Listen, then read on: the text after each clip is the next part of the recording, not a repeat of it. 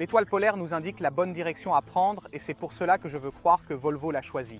Pour sa marque de luxe, exclusivement électrique. Voici la Polestar 2, la nouvelle version, le nouveau facelift, celui un peu plus intéressant. Voyons ce qui a changé. Vous êtes sur DRIVK et je suis Paolo. Je vous rappelle comme toujours que pour découvrir toutes les finitions, les configurations et les options de cette Polestar 2, vous pouvez cliquer ici, en haut à droite sur le i et accéder à notre site. Et pour les plus paresseux, je vous le laisse aussi en description. Le nouveau restylage de la Polestar 2 ne présente rien de particulièrement différent à signaler par rapport à la version précédente. À l'avant, la grille qui dominait auparavant le pare-choc change certainement. Maintenant, c'est un insert en plastique peint qui cache les ADAS et la caméra frontale. Rien de particulièrement révolutionnaire, mais cela lui donne un design un peu plus attrayant et un peu plus axé sur l'électrique. Les phares changent également. Dans ce cas, nous avons ceux que Volvo définit. Comme la technologie Pixel, ce sont 84 pixels qui fonctionnent un peu comme des phares.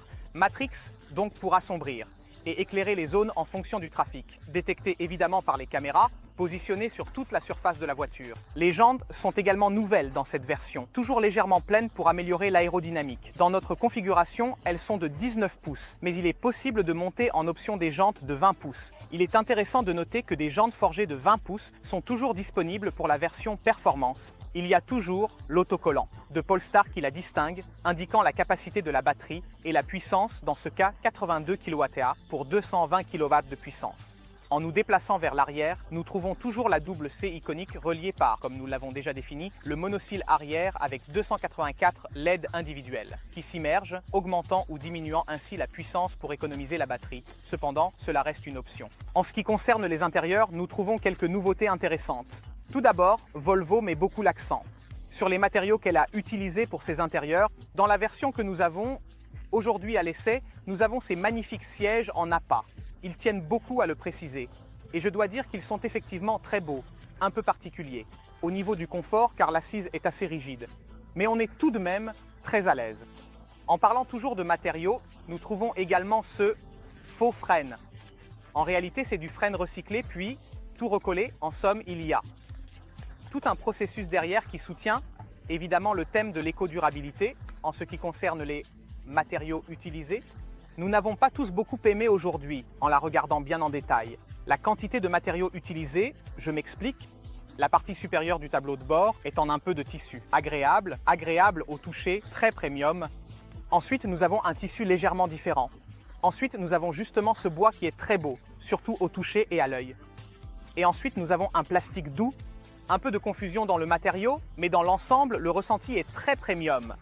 Évidemment, nous trouvons le super tablette placé verticalement de 11 pouces et 3 de dimension, très réactif, utilisant toujours Android Automotive comme système d'exploitation, ce qui lui confère évidemment une fluidité incroyable et de nombreux avantages.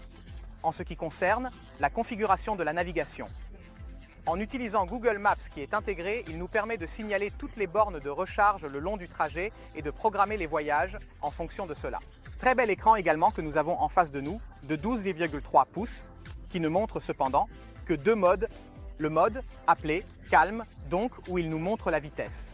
Les dangers, en somme, des choses similaires, tout en face, et bien sûr l'autonomie restante et le pourcentage de batterie. Et le mode navigation un peu plus ouvert nous montre toujours la vitesse et l'autonomie, mais avec la carte du navigateur de Google Maps, affichée en bonne taille devant nous, très beau. Le toit ouvrant me donne un grand sentiment d'ouverture. Il donne l'impression d'être presque dans un cabriolet, déjà assombri de série. Pour retenir, nous disent-ils sur le site de Polestar, jusqu'à 99% des rayons ultraviolets. Et j'adore le fait que le logo Polestar soit intégré ici en haut et qu'il se reflète sur le toit. Je trouve que c'est un petit bijou vraiment très premium. On ne le regardera pas toujours, on ne sera pas toujours en train de le regarder, mais il est magnifique. L'habitabilité est globalement assez confortable. On a une position de conduite légèrement surélevée, pas beaucoup. Suffisamment allongé, on n'a pas l'impression d'être, comme on dit, dans un Ducato. Donc, avec les pieds très en arrière, le dos très droit, mais on est à l'aise et détendu, légèrement claustrophobe pour une personne, comme je le dis toujours, de mes dimensions généreuses, mais globalement confortable. Nous aimons aussi la console centrale qui est très large et sépare très bien la zone du conducteur et la zone du passager. Elle est confortable et surtout très bien construite, sans vibration particulière, avec des matériaux très solides. Très suédois en cela, je l'ai beaucoup aimé. Polestar. Je te donne un 9 complet. Il faut cependant signaler que ces intérieurs sont en option pour 2 500 €. En ce qui concerne l'espace à l'intérieur pour les passagers, arrière, il y en a assez, comme je le dis toujours. Je suis très grand. Le siège a été réglé sur une position moyenne, donc environ 1,70 m de hauteur. J'ai suffisamment d'espace pour les genoux. Le toit me donne suffisamment d'espace. Aussi pour la tête, il y a un bon soin des matériaux même à l'arrière. Les portières sont également floquées comme à l'avant. Un peu cheap, je dois dire, selon mon opinion. Le filet avec le plastique dur compense cependant avec la prise 12V à l'arrière et surtout les sièges chauffants à 3 niveaux, toujours pour les sièges arrière. Une touche pas mal. Je rappelle quand même qu'ils sont en option. Le coffre est très spacieux. Pour la catégorie, il se situe autour de 407 litres. Mais la partie phénoménale n'est pas tant les 407 litres que le compartiment inférieur qui est très spacieux. Et cette version, ce séparateur que nous avons avec des filets qui nous aident à séparer les espaces, à les organiser. Imaginez un peu les courses, les sacs, enfin, ces choses-là. Je dois dire que cela m'a beaucoup plu.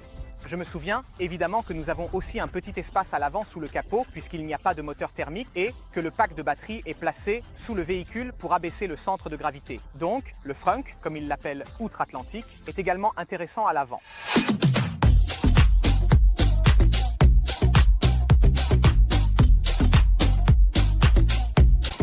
Très bien, nous sommes enfin derrière le volant de la nouvelle Polestar 2 et c'est ici que je veux parler de ce qui change vraiment beaucoup dans cette version par rapport à la version pré-restylage, celle que nous avons l'habitude de voir sur les routes jusqu'à aujourd'hui.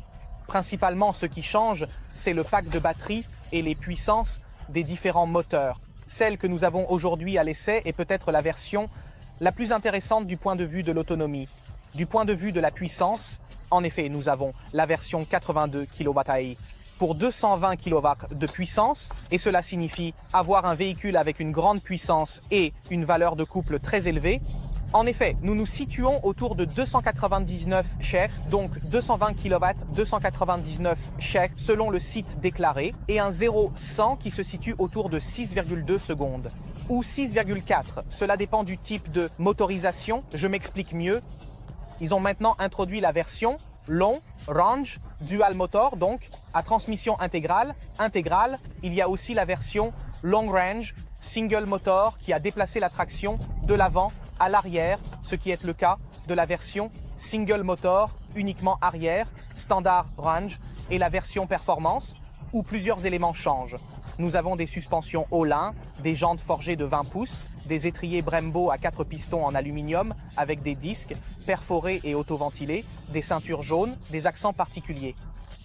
Une voiture plutôt intéressante, mais celle que nous avons aujourd'hui est, selon moi, la plus intéressante à examiner d'un point de vue urbain, car en effet, celle-ci est déclarée avec une autonomie de 655 km, ce qui est un chiffre stupéfiant pour une batterie de 82 kWh. En effet, je serais vraiment curieux de l'avoir en main un peu plus longtemps. Malheureusement, nous ne l'avons pas à disposition pour très longtemps, justement parce que je voudrais tester à 100% la capacité d'autonomie.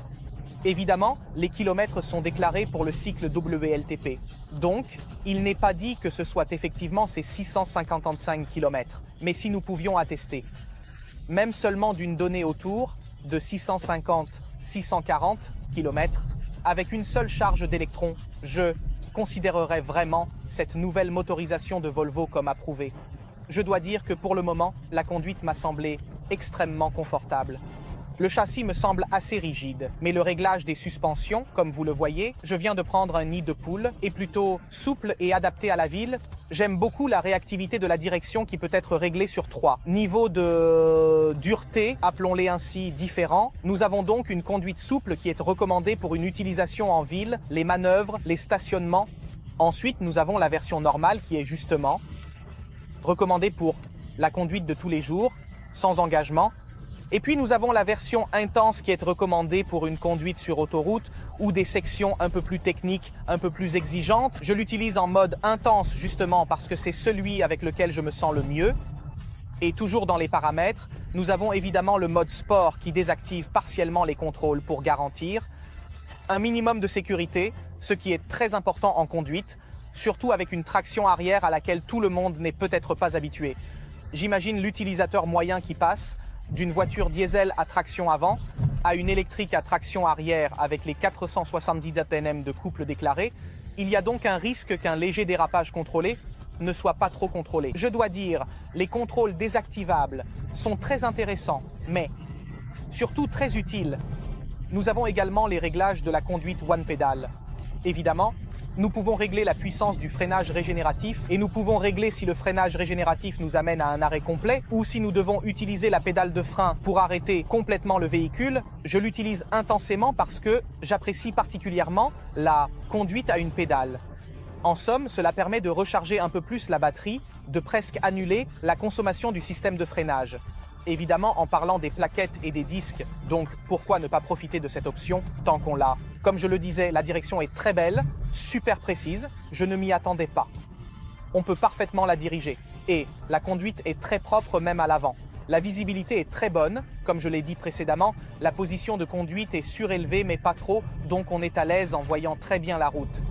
Un peu ce qui pourrait être le mariage parfait entre un SUV et une citadine. Elle est catégorisée comme berline par l'État italien, mais elle est définie par Polestar comme une fastback. En effet, je suis d'accord avec cette définition de Polestar. Elle descend d'une manière assez fastback. Blague à part, j'aime beaucoup le fait que le levier soit encore physique, qu'il n'y ait pas de faux levier ou de levier au volant, je le préfère, j'aime beaucoup. Et surtout, il n'a pas de bouton pour l'allumage. Tu montes dans la voiture, tu appuies sur la pédale de frein, la voiture s'allume, tu descends de la voiture s'éteint, tu n'as pas besoin d'appuyer sur des boutons. En gros, de bidouiller pour l'allumage, dans une voiture électrique, selon moi, c'est la base. Volvo, évidemment, du point de vue de la sécurité, mise toujours beaucoup, donc tout ce qui est optionnel au niveau du régulateur de vitesse adaptatif, a également un capteur pour les voitures à proximité à l'arrière. Si elles arrivent trop vite, il active les signaux d'urgence, ce qui est très bien et très utile, car j'ai récemment été victime d'une collision par l'arrière. Cela aurait peut-être pu me sauver, peut-être oui, peut-être non. Il faut dire que c'est un avantage pour Polestar d'avoir intégré cette fonction. Personnellement, je l'ai particulièrement apprécié. Maintenant, je voudrais aussi vous parler un instant des performances réelles de cette voiture. Faisons le test habituel en atteignant la vitesse réglementaire, en partant d'une vitesse réduite, en appuyant à fond. Voyons si nous ressentons vraiment les 300 chevaux et nous les sentons bien. Waouh! Grande puissance, très grande puissance. Je ne m'attendais pas à autant de puissance, surtout de la version à traction arrière. Je m'attendais à plus d'une intégrale et je dois dire que même dynamiquement, le véhicule se déplace très bien malgré un poids de presque 2 tonnes dans le sens remarquable. Il a une excellente reprise, même en mouvement, il va très fort, cela influence évidemment l'autonomie. Nous n'arrivons pas à atteindre les chiffres déclarés en conduisant comme des fous, mais heureusement, il n'est pas conçu pour être utilisé sur piste. Une voiture conçue pour aller faire les courses, emmener les enfants à l'école, donc utilisée de cette manière selon moi avec une conduite one pedal très étudiée et un pied droit également suffisamment léger, nous parvenons bien à atteindre des données d'autonomie vraiment très intéressantes. Essayons de passer en mode sport et voyons si nous ressentons une quelconque différence en ce qui concerne la distribution de la puissance. La direction reste toujours très intense. Comme je l'ai dit plus tôt, car elle est configurée de cette manière, la distribution est très brusque. Si on pousse tout à fond, elle donne tout, surtout associée à un châssis tout de même bon. Un châssis suffisamment rigide, mais confortable, et à une direction extrêmement précise, ce qui n'est pas à sous-estimer, surtout dans une voiture électrique où l'on pourrait s'attendre à un peu moins de soins. J'ai également testé le système Harman Kardon, qui est en option, avec pas moins de 13 haut-parleurs au total dans toute la voiture. Nous avons un subwoofer, des tweeters, des mid-range en somme. Un beau système annoncé à 600 doivres. Je dois dire qu'il sonne très bien, il a une excellente clarté sonore, je tiens à le souligner car c'est quand même une option qui a son prix. Je confirme le fait qu'avec Android Go, on ne ressent pas le besoin de connecter son téléphone. Car tout ce dont on a besoin est directement sur l'écran.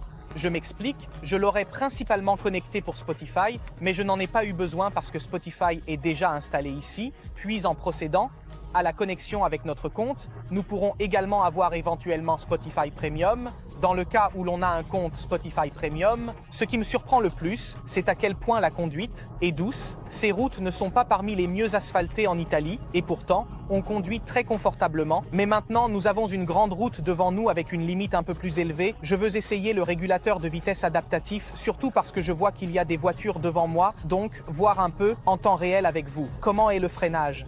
Nous mettons la limite de vitesse, nous avons un cycliste devant et automatiquement la voiture ralentit et je dois dire que le freinage est très doux, surtout par rapport à celui de Toyota en termes de distribution et de phase de freinage. Lorsqu'un obstacle ou une voiture est détectée devant nous, c'est très doux et très agréable. Il n'y a pas d'effet de freinage brusque ou d'accélération trop soudaine qui stresse un peu la conduite. Je dois dire que ce véhicule, cette Polestar 2, me plaît beaucoup parce qu'il n'est pas du tout stressant. C'est une expérience de conduite très douce. L'assistance au maintien de voie nous garde bien à l'intérieur de la voie. Il ne nous déplace pas particulièrement. J'aime ça, j'aime ça. Ce n'est pas comme celui du Compass qui, comme je l'ai toujours dit, ne m'a pas du tout plu. Dans ce cas, je me sens particulièrement à l'aise. Nous pouvons évidemment régler les différentes distances par rapport au véhicule devant nous de manière à ajuster le freinage en fonction de la distance à maintenir avec le véhicule devant, mais je serais curieux d'essayer aussi le freinage, mais je veux surtout savoir ce que vous en pensez. Alors déchaînez-vous dans les commentaires, faites-moi savoir ce que vous en pensez, surtout de Polestar, mais si l'idée de cette voiture avec une telle autonomie pourrait vous tenter. Je vous lis tous, je veux vous voir déchaîner dans les commentaires. Ce dont je n'ai pas encore parlé, c'est du prix du véhicule. Il n'a pas un prix particulièrement économique. Le prix commence à partir de 54 000 et quelques euros pour une version de base, Standard Range, Single Motor, tandis que celle que nous avons en essai aujourd'hui avec la peinture et les options que nous avons aujourd'hui en essai, nous avons vérifié, revient à environ 70 000 et quelques euros mises sur la route et incluses. Et vous, que pensez-vous du prix? Faites-moi savoir dans beaucoup de commentaires. Je veux vous voir déchaîner dans ces commentaires. Je vous rappelle évidemment de nous suivre ici sur DriveK pour rester à jour sur tout ce que nous publions, aussi sur Instagram, aussi sur TikTok, sur tous les réseaux sociaux. Et nous nous voyons dans la prochaine vidéo.